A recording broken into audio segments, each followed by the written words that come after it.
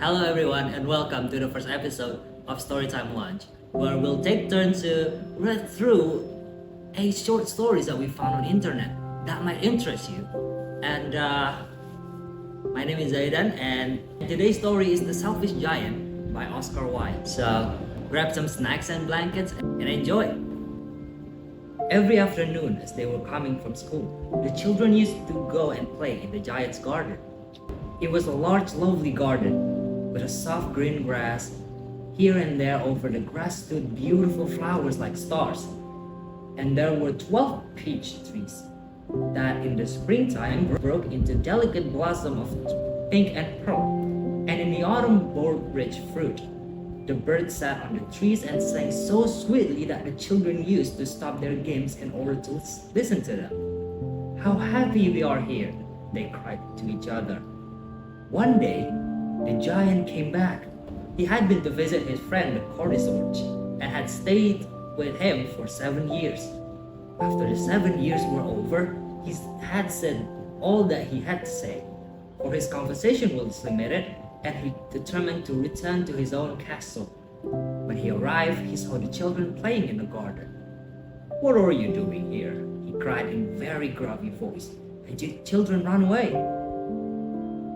"My own garden is my garden," said the giant.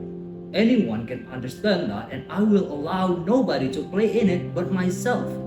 So he built a high wall all around it and put up a notice board. "Trespasser will be prosecuted." He was a very selfish giant. The poor children had nowhere to play. They tried to play in the road, but the road was very dusty and full of hard stones, and they did not like it. They used to wander around the high wall when their lessons were over and talk about the beautiful garden inside. "How happy we were here," they said to each other. Then the spring came, and all over the country there were little blossoms and little birds. Only in the garden of the selfish giant it was still winter. The birds did not care to sing in it as there were no children, and the trees forgot to blossom.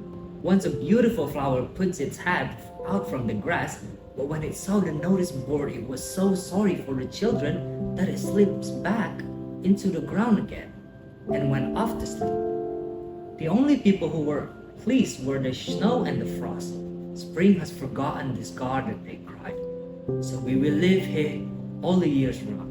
The snow covered up the grass with her great white cloak, and the frost painted all the trees silver. Then they invited the north wind to stay with them, and he came.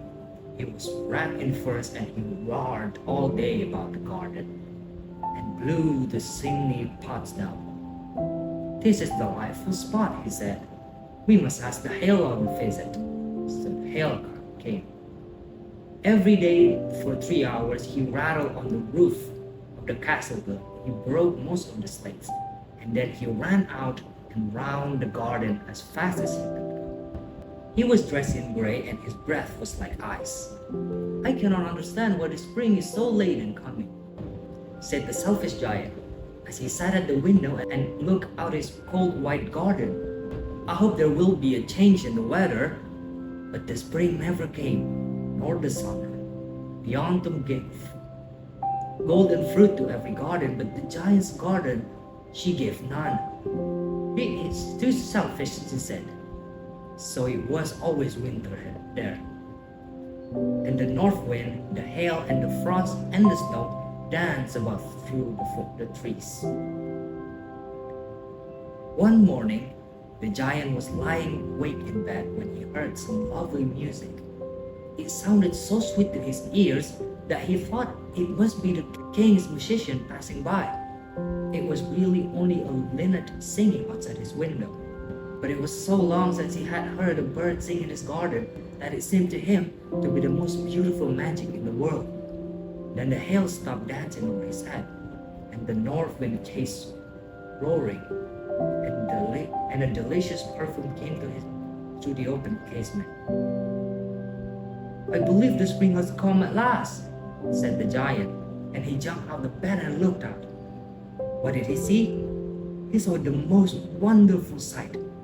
Through a little hole in the wall, the children had crept in, and they were sitting in the branches of the trees.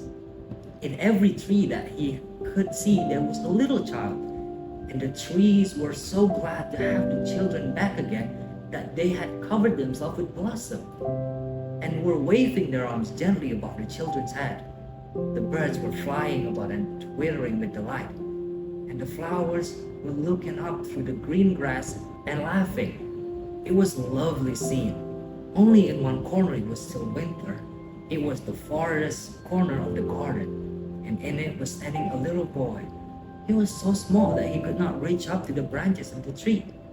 He was wandering all around it, crying bitterly. The poor tree was still quite covered with frosted snow, and the north wind was blowing and roaring above it. "Climb up, little boy," said the tree, and it bent its branches down as low as it could. But the boy was too tiny, and the giant's heart melted as he looked out. "How selfish I have been," he said. "Now I know why the spring would not come here. I will put the poor little boy on the top of the tree, and then I will knock down the wall, and the garden shall be the children's playground forever and ever." He was very, very sorry for what he had done, so he crept downstairs and opened the front door quite softly and went out into the garden. But then the children saw him. They were so frightened that they all ran away, and the garden became winter again. Only the little boy did not run, for his eyes were so full of tears that he did not see the giant coming. And the giant stole up behind him and took him gently in his hands and put him onto the tree. And the tree broke at once into blossom, and the birds came and sang on it. And the little boy stretched out his two arms and flung them around the giant's neck and kissed him.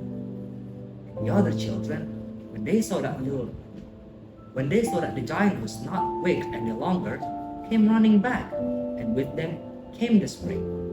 "It is your garden now, little children," said the giant, and he took a great axe and knocked down the wall. And when the people were going to the market at 12 o'clock, they found the giant playing with the children in the most beautiful garden they had ever seen. All day long they played, and in the evening they came to the giant to bid him goodbye. "Where is your little companion?" he said. "The boy I put into the tree." The giant loved him the best because he had kissed him. "We don't know," answered the children. "He has gone away." "You must tell him to be sure to come here tomorrow," said the giant. But the children said that they did not know where he lived and had never seen him before. And the giant felt very sad. After afternoon, when school was over, the children came and played with the giant. But the little boy whom the giant loved was never seen again. The giant was very kind to all the children, yet he longed for his first little friend and often spoke of him. "How would I like to see him?" he used to say. Years went over, and the giant grew very old and feeble. He could not play about it anymore, so he sat in a huge armchair and watched the children at their games and admired his garden.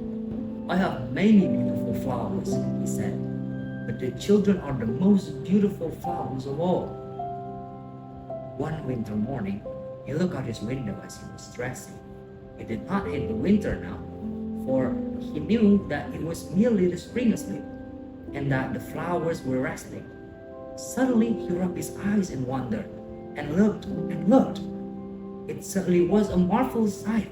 In the farthest corner of the garden was a tree quite covered with lovely white blossom.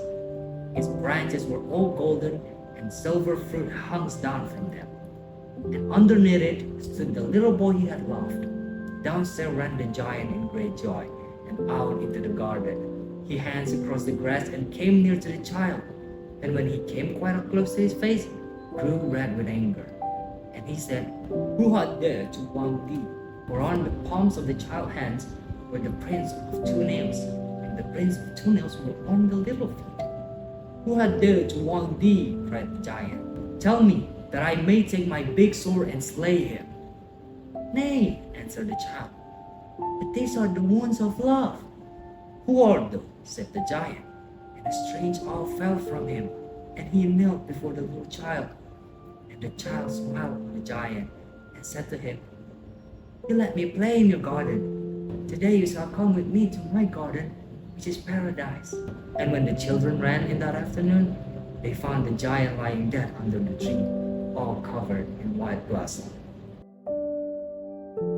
So, what do you guys think about that story? Do you like it? Do you hate it? Tell us all in the comment down below. If you've watched this far, don't forget to subscribe and leave a like. See you in the next.